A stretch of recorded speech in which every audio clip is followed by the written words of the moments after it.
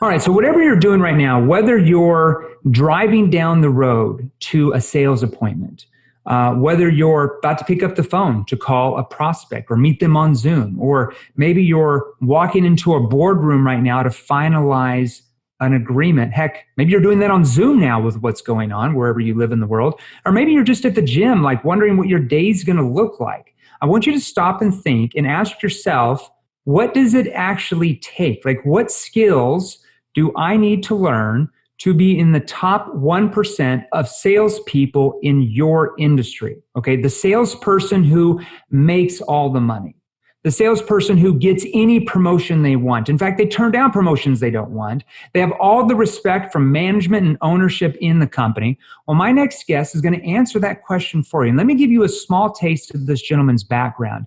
He's been at the forefront. This is very important for you. The forefront of advancing the ideas of the digital world since 2006, inspiring opportunity-oriented individuals and companies to harness the power of online media to elevate their profiles, engage their communities, and really win new business. He's one of the world's first independent LinkedIn consultants. That's big, and is widely regarded as a thought leader in the areas of personal branding, social networking, and social entrepreneurship. As a business psychologist, speaker, facilitator, and media producer, he's educated to entertain audiences all over the globe on how to create competitive advantage in today's digital age. You have to learn these skills if you want to thrive in 2020. He's been featured on Fox TV News, WGN TV News, CBS News, WGN Radio, and contributed written work to the Huffington Post, NBC, and Forbes. So please help me welcome to the show, Mr. J.D. Gershbein. J.D., how are you, my friend? I'm very well, thank you. And you, Jeremy? Well, did I pronounce that name right? We're all good. Okay, I love the name. You know, like I said, I'm from Arkansas. We don't have pronounced names down there. So every once in a while I get lucky. So hey, I'm excited to have you on here because I love talking to trainers and individuals who understand human behavior and how to use human behavior in the sales process, use tools and use psychology and really understand how the human brain makes decisions, how and why a person is persuaded to do something or not persuaded. So I love this.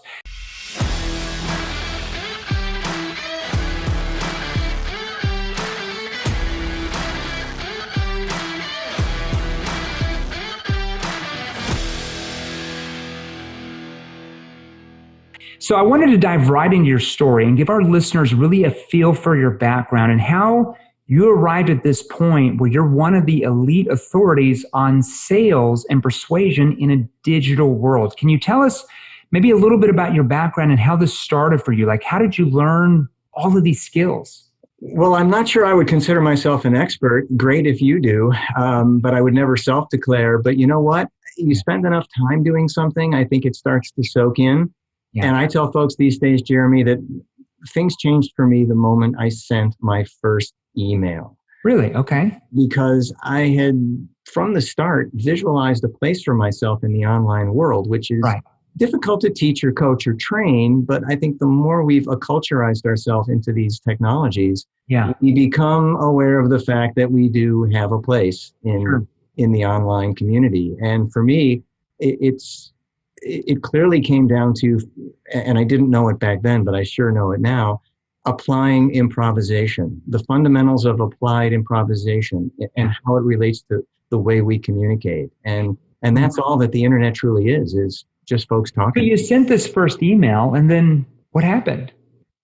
I got a reply. Like everybody else, I had an America Online address. And the more I got into this, I mean, for me, I certainly look like I should be the guy that's hardwired for this, but I've got my blind spots. But I became very immersive with my study and my approach. I thought there was something great on the other end. I wanted in. I wanted to learn.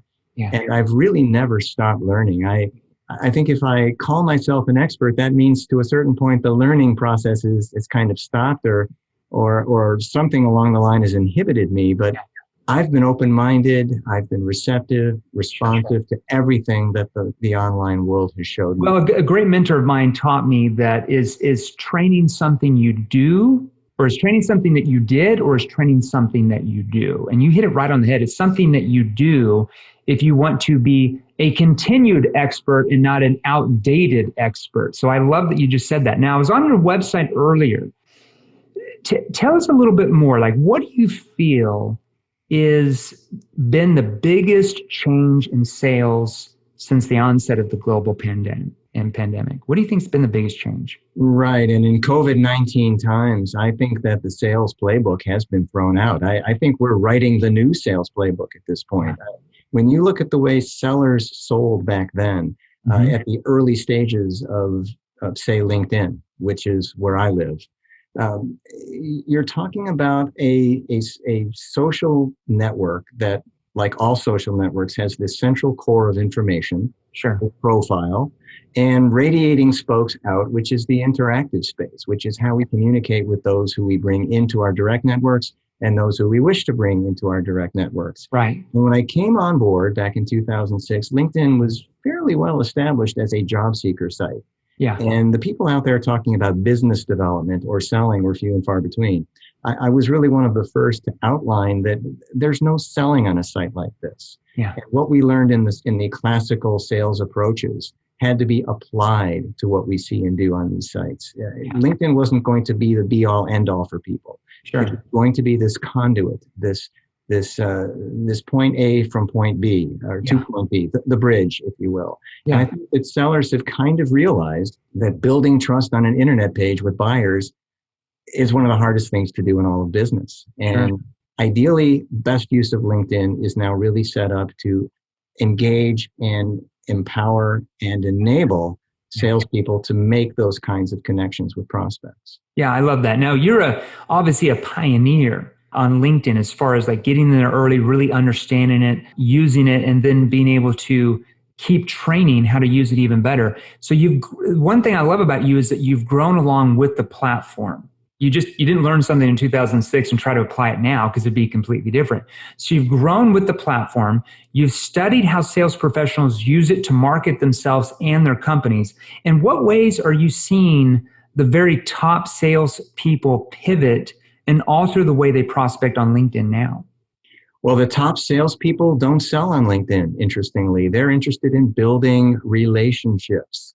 Yeah. And it's amazing with all we're hearing about building trusted relationships that we still fall into these bad habits and try to either sell too soon. And when we do that, we're kind of viewed as predators in the eyes of people. And Jeremy, I don't think anybody, myself, nor you, nor any of our listeners or viewers, want to consider themselves a lead for someone else. Sure. It's as if from the start we've fallen into some kind of funnel metric. And I think the more that sellers gravitate away from just trying to sell right off the bat, the better they are in building equity into a relationship and truly taking folks down that so-called buyer's journey. And LinkedIn has proven instrumental in accompanying the buyer down the journey and positioning the seller to not just sell a product or service, but to truly market a solution. Will be the trusted authority. And I think that's, you hit it right on the head.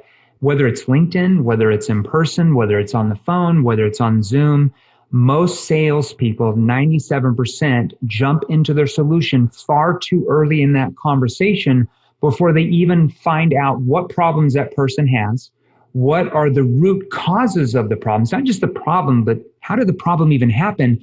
And then most importantly, how is that problem affecting them and their organizations? They jump into their solution, and because they jump into their solution, whether on LinkedIn messaging or person to person, it triggers objections and rejection way, way early in that conversation, where if they had just stepped back and done more diagnosis and really engaged with the person to get them curious enough about what they're offering, could have been a completely different result. Now, I want to talk a little bit more about this.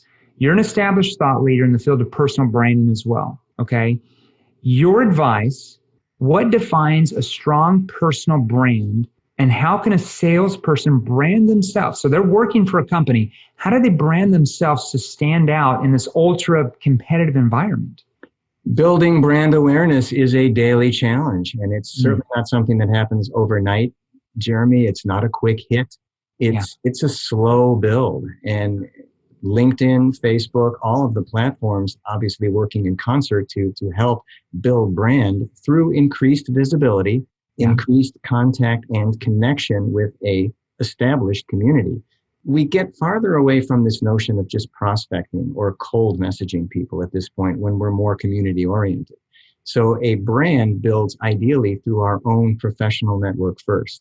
And on LinkedIn, everything I've ever espoused relative to the building, the managing, and the leveraging of a personal brand has to do with the way we represent ourselves on LinkedIn, how we message people, how we comport ourselves in our interactions. And one thing that COVID has certainly driven home is the importance of being accountable and showing up better on your Zoom calls, on your phone calls.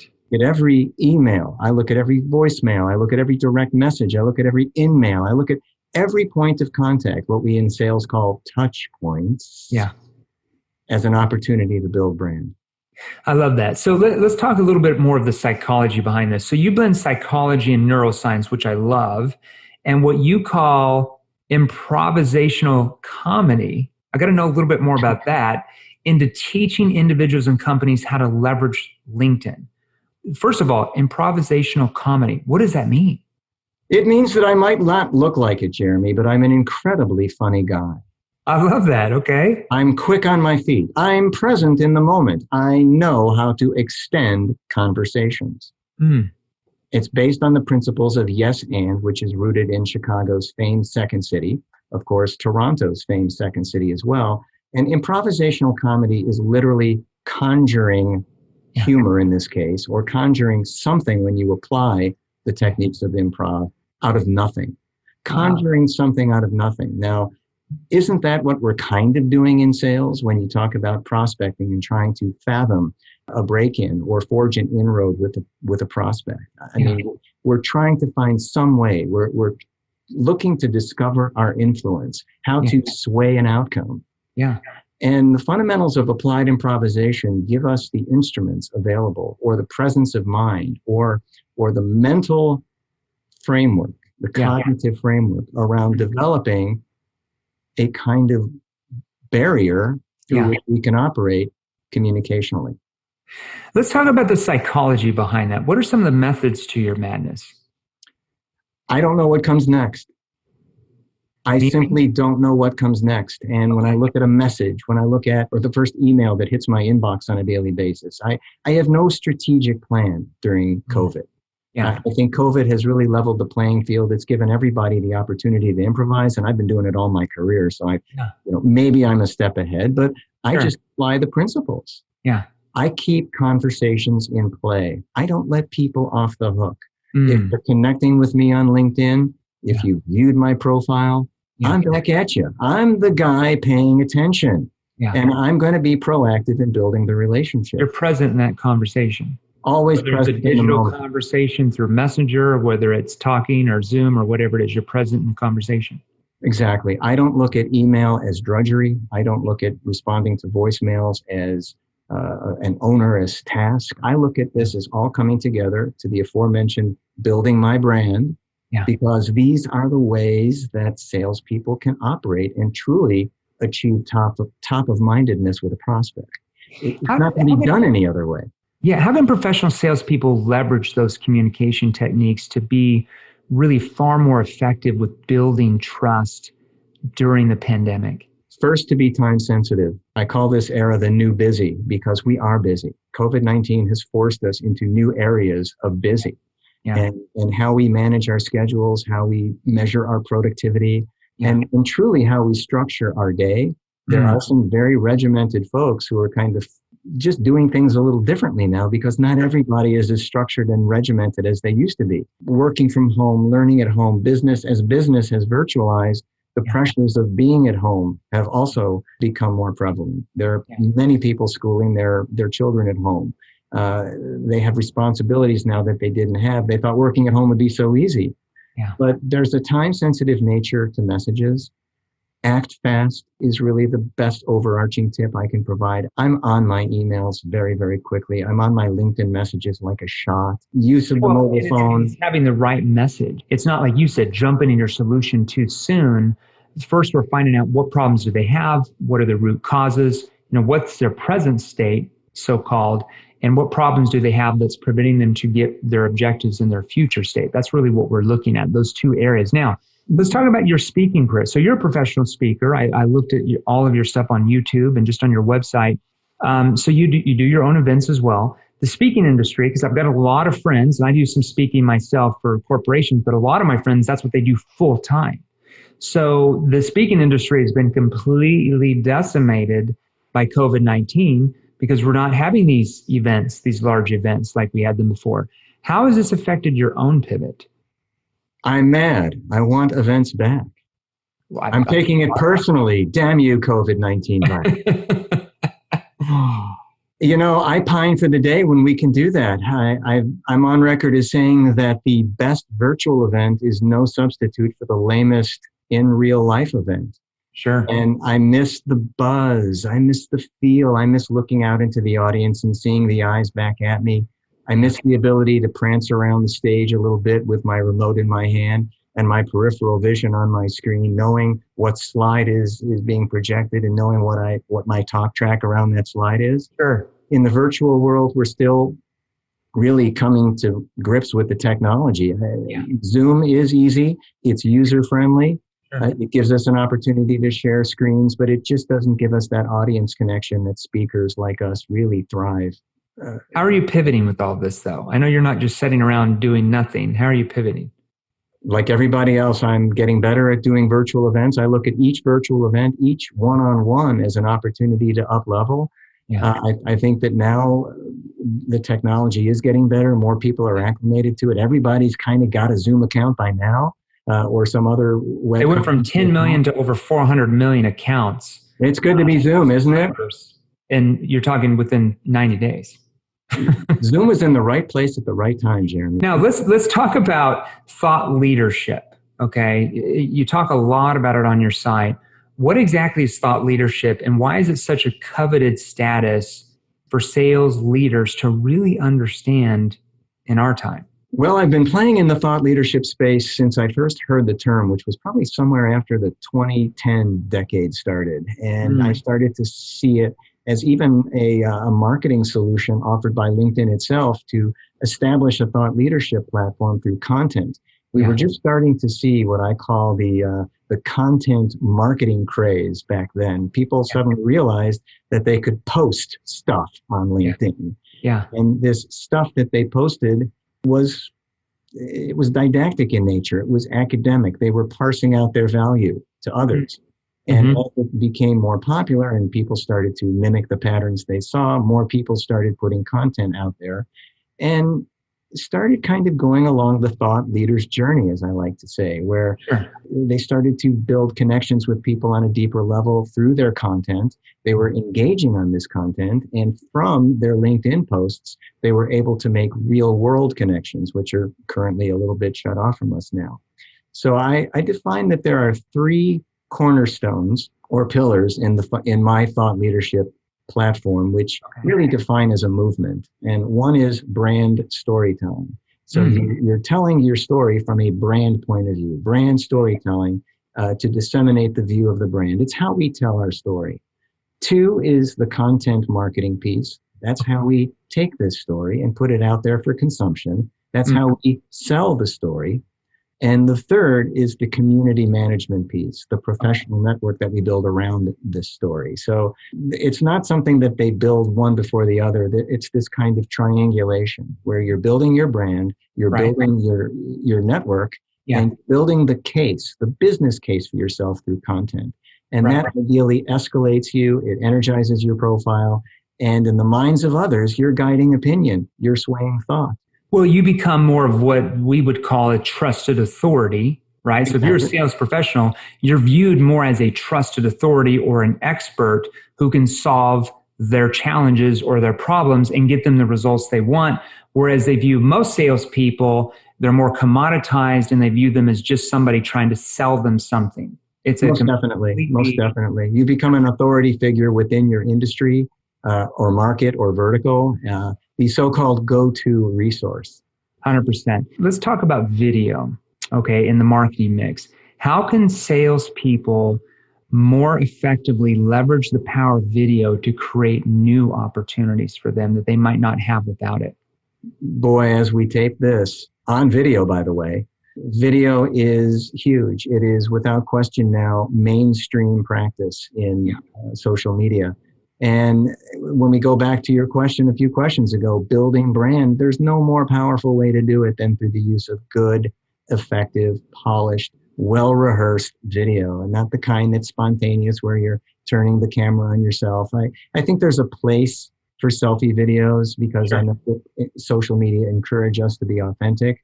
But I've also believed in production quality. And if you're going to get your message across as a thought leader, a trusted advisor, a solutionist, innovator, contributor, I mean, you really have to take care and pride in the way you look. And it's really who your audience is. You know, exactly. You might have more selfie videos on Instagram and Facebook compared to more professional videos on LinkedIn because you have a different viewership. You have different people that you're marketing to on those platforms. Absolutely. You have to understand the so-called target audience. And interesting point too, Jeremy, is the target audience when it comes to video replacing the network? Because not everybody in your network is going to see these videos. Yeah. So in my case, I'm gearing up to do a lot more video. I've done quite a bit, but my video is very meticulously scripted and storyboarded and produced. I'm not so much into the impromptu, off the cuff, turn the camera winging it. Well, hey, when you wing things, you get average results, right? Like professional salespeople are always the best because they're prepared for their calls. They're prepared. They know exactly what questions to ask at the right time in that conversation that's going to trigger the person to basically pull them in. Whereas most salespeople wing it and say certain things or ask just very surface level questions where the prospect starts pushing back. And it's difficult to produce great video. I mean, it looks so easy until you're looking into the webcam and you've got to stand and deliver your value proposition. And it takes a lot of takes. I'm going into the studio. I don't consider myself a one-take pony, but by the time I get to take 4 or 5, I've got the requisite energy level to drive what I'm trying to say. And sometimes that 1 minute, 1.5 minute video becomes a half-day shoot. You're wondering, no, I can do it one more time. Let me have one more go at it. And I think people right now, I think, look, we're all video snobs, aren't we? Don't we want to see well-produced, well-conceived work? Yeah, we want to see something that causes us to want to engage. That's what people want to see, right? They want to see somebody who they feel can solve their problems and get them the results they want. Now, what do you think sales professionals really need to be focused on right now to position themselves for opportunities like post-COVID? What should they really be focusing on right now? Yeah, it's time to have an eye toward recovery. We can either be mired in our depression and our malaise right now, or we can take steps necessary to create great opportunities for ourselves on the other side. And I choose the latter. And I mean, I go back to the Zoom calls, the one-on-one Zoom call right now. It's just so valuable to be able to use LinkedIn to get to that Zoom bridge, the LinkedIn Zoom integration. And I would advise anybody, whether they're an aspiring sales superstar, whether they're trying to get to that next level of sales, or whether they are the established sales superstar. Zoom. Get to a Zoom call. Don't sell. Configure your LinkedIn profile to sell you when you're not present to sell yourself. And go out there on Zoom and just work on the relationship. Nobody's buying on a first call. They may be interested in seeing what you've got, but nobody's buying. Start to truly exercise those aspects of taking a buyer down the journey. Every Zoom call at this point should be a wellness check, and start to ask those questions like, hey, what are you guys doing to prepare on the other side? How are you keeping your teams engaged while working remotely? What are the 1 or 2 or 3 top problems that are really keeping you up at night right now? Client-centric conversation. Get them to admit to the problem, and then kind of very subtly, but yet very nuanced, weave your way in as the problem solver. Yeah. We have to become a problem finder and a problem solver, right? So what do you envision the business landscape will look after the recovery? I think a lot of people are digging this virtual working at home thing, don't you? Oh, 100%. It's definitely, it's already shifted right now. It's already shifted. Yeah, I mean, as a speaker, there's a lot of talk about hybrid events and bringing speakers in to have events where they're socially distanced, but I'm not sure what that looks like at this point. I think you're going to have a lot of PTSD out there, and people are going to be very gun shy about meeting with folks. And if given the chance to have a virtual meeting on Zoom or a phone call or a series of Zoom meetings or phone calls, I think they'll opt for the digital way out at this point. I live in a northern climate in Chicago. I'm used to taking a train into the city a couple times a week. Am I going to be motivated to get up at 5 a.m. with a 20-degree below wind chill, wait for the train and go downtown and see a few people when I could see more people during the course of a given day on Zoom? On Zoom, 100%. I agree with you. It's completely changed the landscape, and I believe most of it's not going to come back to the way people thought it would just come back. You know, when we were first talking with companies and with potential customers in my own company about training their salespeople, you know, we had a few, like in the insurance space for one, and they said, oh, we're just going to wait out the pandemic. Like, we're going to wait out, you know, we can't go in home visits. We're just going to wait it out. And I said, what are you going to do if it doesn't go back to normal though? And they're like, well, I haven't thought about that. Well, what will happen if the pandemic goes for longer than 2 months in your business? And we got them to think about the consequences of what would happen if it didn't go right back to the way it was, because they thought within 6 weeks, everything would be back to normal. And here we are, and it's still not normal. This is the new normal, right? So businesses and companies and salespeople have to really shift if they not just want to survive, but if they really want to thrive in this time and age, for sure. 100%. And the purists among us, Jeremy, they know the business is still done face to face. And no matter how good we get with the technology, we're still in the handshake world. Although the handshake may be replaced, we may be slowly but surely heading to the elbow bump world. And but again, that feet on the floor, eye contact, sense the presence, contribute to the conversation type of flow that we have with people when we can see them and they're in front of us, flesh, blood, and bone. It's gone right now, and deals are getting cut virtually, no question about it. But for any seller that really wants to set him or herself up for the great opportunities to come, it's got to be done through these. Oh yeah, it's going to be done through both for sure. It's going to be a mixture, I really think. Hey, I can't thank you enough for being on here with us, JD. Do you have any final thoughts or advice for our listeners before we go? You know, I think that for so many years, I took what I knew out there for granted. I haven't been visionary with all that much in my world, but when I saw LinkedIn, I knew that there'd be something great there. And what LinkedIn has done for me is it's given me an identity, a marker in the business universe. And my whole platform is founded on the notion of, if I can do it, so can you, so can anyone. And I think what separates me from anybody that wants to truly leverage the online world to advance a profession or a career is the time, the attention, the cognitive force that you bring to the work. You can't phone it in. You can't do it half-assed. You've really got to focus on the task at hand. I'm on record as saying that LinkedIn is like a lottery. Yeah. You must be present to win. I like that. Where can our listeners learn more about you and your training, especially on LinkedIn? So valuable. Where can they go to learn more about it? Would it surprise you, Jeremy, if I told you that I actually do have a LinkedIn account? You probably do, I'm assuming. And I'm searchable under the name JD, initials, no periods, Gershbein, Gershbein.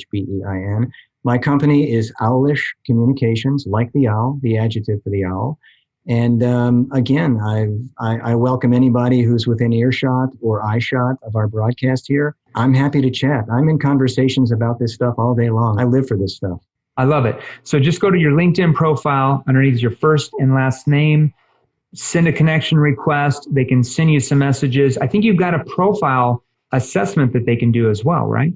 Well, if they tell me that they heard me with you, sure, they can book some time with me, and I will offer a complimentary LinkedIn profile assessment where I can provide some honest, tough love consulting feedback for them. Not a critique. I think that's a bit of a harsh word in today's times because we're all works in progress. Yeah. But I can certainly just kind of chat with them a little bit and commiserate with them on the state of LinkedIn and how they can truly kind of up-level their profile to have better sales meetings.